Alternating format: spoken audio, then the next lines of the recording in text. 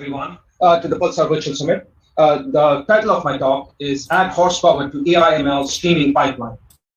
In this talk, we will look at this topic through the lens of a fast database and see how choosing the right database can make significant difference in your AI/ML pipeline. Just a quick introduction. My name is Kiran Madi. I work on the product team here at Aerospike. Aerospike is a fast database. With Aerospike, you can build low latency and high throughput streaming pipelines and speed up data loads for AI/ML. I've spent a significant time in the big data infrastructure space. I'm a Lego builder in my spare time, and my partner in crime is my 7-year-old son. Let's start off by looking at a major challenge faced by the data science community. Data scientists are always looking to build highly accurate models in the shortest amount of time. As you know, training can take forever. Training could either be batch or online. Deep learning models are compute intensive, and training could go on for days or even months, depending on the data volume and the complexity of the models. Data preparation, which is a critical part of the AI pipeline, is very IO intensive. We have heard this time and again, and I believe so have you from your customers. The more the time the data science teams spend training the model, the less is the value created, because no value is created until the models go into production. Traditional HDD-based systems are not suitable for training, which is very IO intensive, as we talked about earlier, due to the complex transformations involved during data preparation. Keep in mind that the trends and patterns in data keep changing rapidly. Hence, models need to be retrained to address data drift and the consequent model drift issues to continuously improve the model performance in the production environment. For a recent study commissioned by Micron, AI training workloads require 6 times more DRAM and 2 times more SSDs. I would encourage you to look up this document. Ideally, for rapid access, both indexes in data should be in memory or DRAM, but doing so can be very cost prohibitive at scale. And by scale, I mean hundreds of terabytes to petabytes of data. Enter the hybrid memory architecture, which forms the basis of Aerospike's database design. HMA, or hybrid memory architecture, allows you to achieve sub-millisecond reads and writes without blowing your budget. The reason for that is SSDs can store order of magnitude more data per node than DRAM. As we all are aware, IOPS supported by devices keep increasing. For instance, NVMe drives can now perform 100K IOPS per drive. Many 20 to 30 node Aerospike clusters use this setup and run millions of operations per second, 24/7 with sub-millisecond latency. You can now accelerate your data loads with any of the configurations depicted in this picture. Let's take the example of the hybrid DRAM and flash configuration. In this configuration, the index is stored in DRAM and data is stored in SSDs. The next one is hybrid PMEM and flash. In this configuration, index is stored in PMEM or persistent memory, and data is stored in flash. Or you also have the all-flash architecture, where both index and data is stored in flash. We have actually achieved a petabyte scale using the all-flash architecture, and it was showcased at the Aerospike Summit a couple of months ago by Intel Aerospike in AWS. I would highly encourage you to check out that video on YouTube, on our Summit website. When other databases write data, the data goes to the page cache first, that is to the RAM. And the Linux kernel takes care of flushing that data to the device, either SSD or HDD, asynchronously at a later point in time. This slows down the writes, basically. On the other hand, Aerospike can directly access the underlying device in a highly parallelized manner, as depicted in this picture. We have partnered with hardware companies such as Intel, Western Digital, and HP to make that possible, and several other companies as well.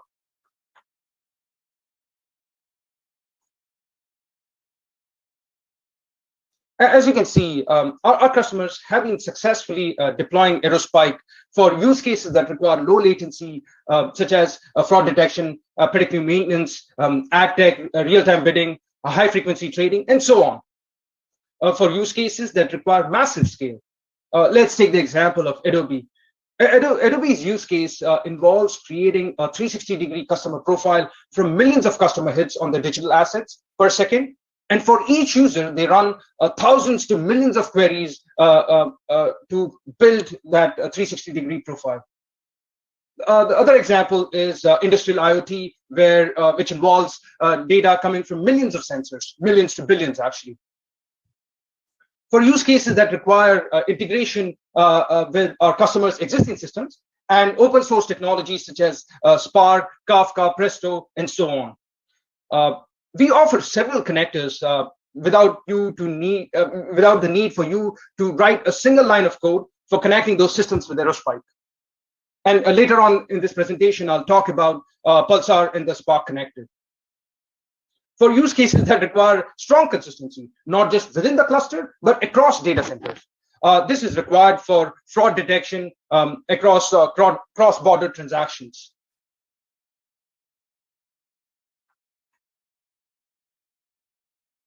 This is the tech stack that majority of our customers use to power their AI/ML use cases.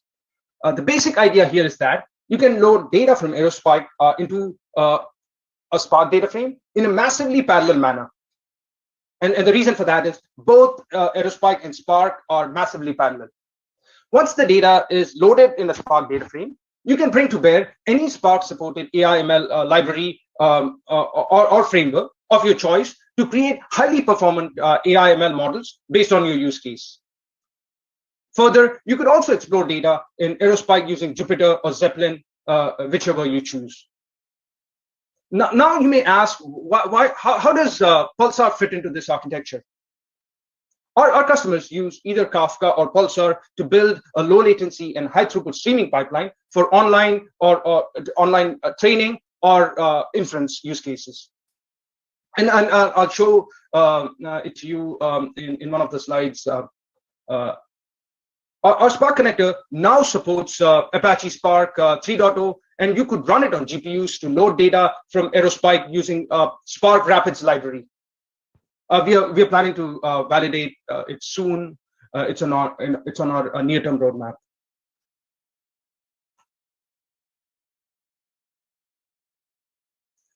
The other speakers in this conference have already covered this topic in greater detail in some way, shape, or form. So in the interest of time, I will not go into the details of these attributes. But suffice to say that these attributes of a streaming technology are top of mind for our customers. We considered them thoroughly when we bet on Pulsar.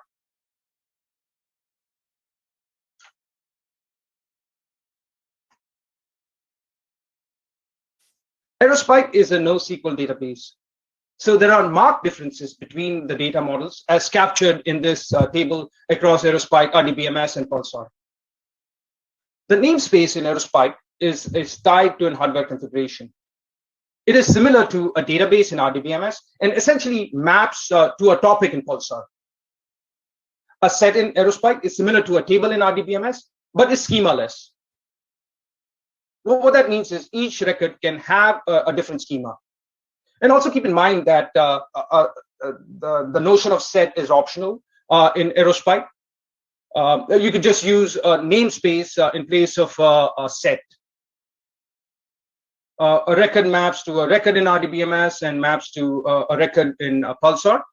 A bin is similar to a column in RDBMS and fields in Pulsar based on the schema. Aerospike is basically a key value database. The notion of key exists in all three data models, as you can see.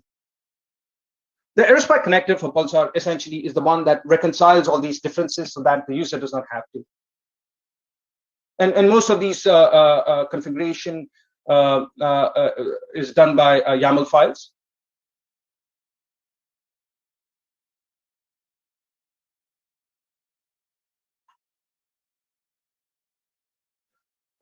Let's quickly go through the architecture for our Pulsar connector.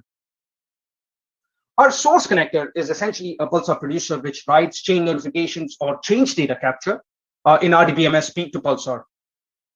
Change notifications tell us when a record was updated, inserted, or deleted, if you're not familiar with the change data capture. This is how a change notification looks like. It is packed with metadata, and there is data, as you can see here. So the namespace that we use here, we looked at the namespace earlier, is device. The set is named streaming write set. And this is a write message. The type of this message is write, as you can see here. And digest is basically the hashed user key. And there is the data here. It consists of 3 fields, very creatively named as 3, 2, and 1. And as I mentioned to you, there is some metadata also packed into this message.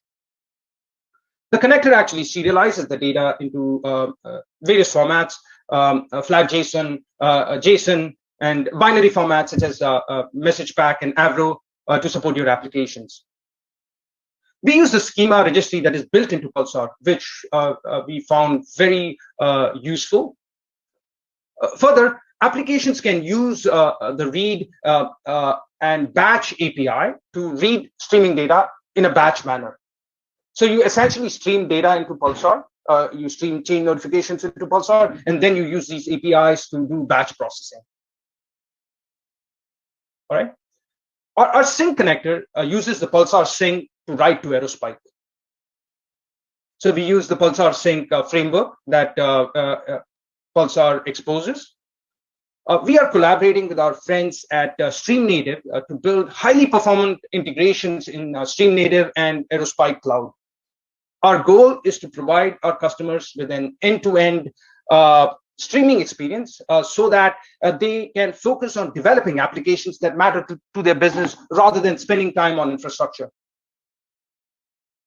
In the next 2 slides, we will see how Aerospike, Spark, and Pulsar can help accelerate your streaming and inference pipelines. Aerospike can help accelerate a training pipeline significantly. As seen here, we start off with a system of record that stores hundreds of terabytes to petabytes of data, starting from left to right. So let's talk about a few steps in this pipeline. In the step 1, we basically load data from our system of record into a Spark data frame by using our Spark connector in a massively parallel manner. And I'll talk about the massive parallelization later in this presentation. Step 2 involves data exploration. As you know, data exploration is an important step of the AI/ML pipeline. You must understand your data before you feed it to the AI/ML models. That's a requirement. You could use Jupyter or Zeppelin with pandas and matplotlib for visualizing your data, or any other visualization tool that you plan on using. Step 3 involves data preparation. Data preparation involves running Spark jobs for cleansing, enrichment, transformation, and pre-processing, such as one-hot encoding, generalization, normalization, etc. The whole gamut of the processing that you can do. It's a very IO-intensive process. Step 4 basically involves making the enriched or transformed data available to your AI/ML models via the familiar Spark APIs that you have been using. You could use Spark ML or any other framework such as TensorFlow for model creation. The trained model is then served to the AI/ML applications, as seen in this diagram. Although not shown in this diagram, you could also use Aerospike as a state store for your AI/ML pipeline to store any state information. Our customers have been using Aerospike as a state store as well.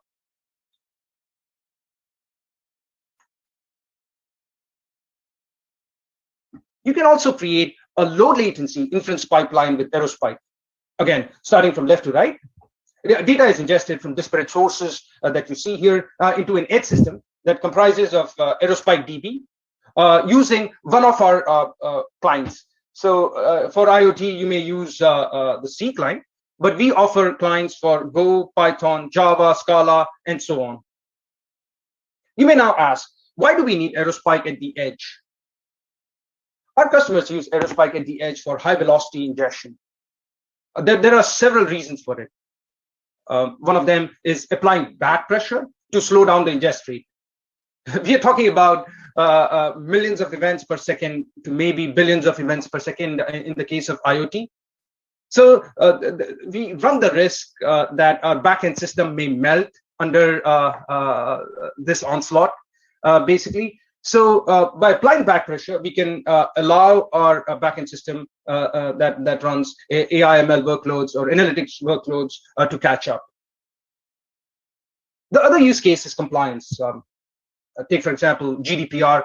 You may want to explore the data that is ingested into your system by running a series of queries at the edge and take corrective actions. And lastly, you can filter out unnecessary data before sending them to your core system. Okay. As shown here, Pulsar is used as a streaming source for structured Spark streaming.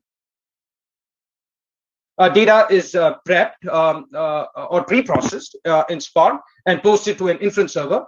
An AI application then persist the predictions in an Aerospike instance for use in the training pipeline in the future.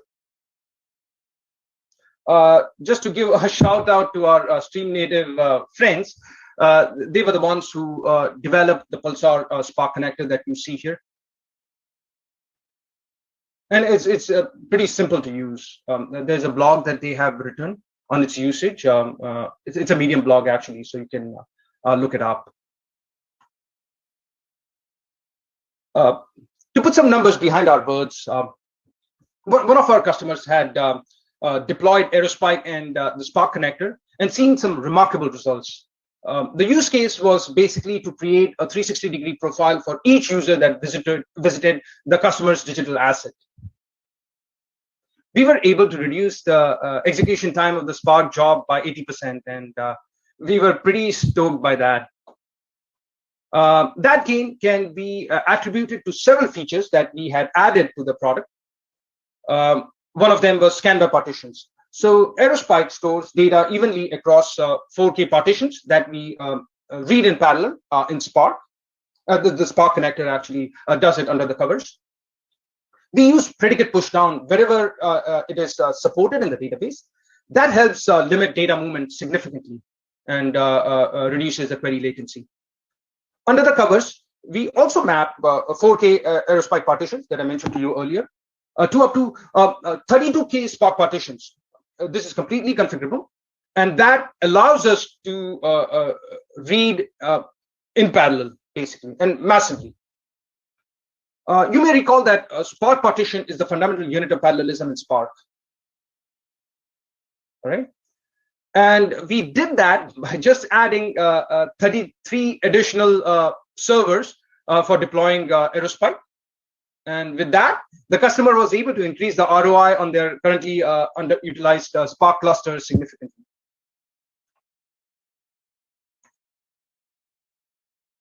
In conclusion, I would like to show you this code from one of our partners.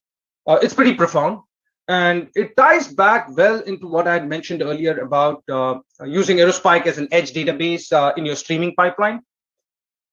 And yeah, going back to the case study that we went through a little while ago, you can execute your Spark jobs faster with massive parallelism that Spark, Aerospike, and the Spark connector offers.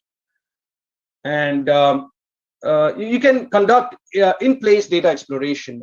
This is something that you can do via our Presto connector. What that does is it eliminates the need to copy data all over the place to multiple systems, which can create a compliance headache for you. And lastly, I mean, we talked about this throughout this presentation. You can create a low latency and high throughput streaming pipeline using Spark and Pulsar and using our connectors. Thank you. I'll be around to take any questions. Have a wonderful day.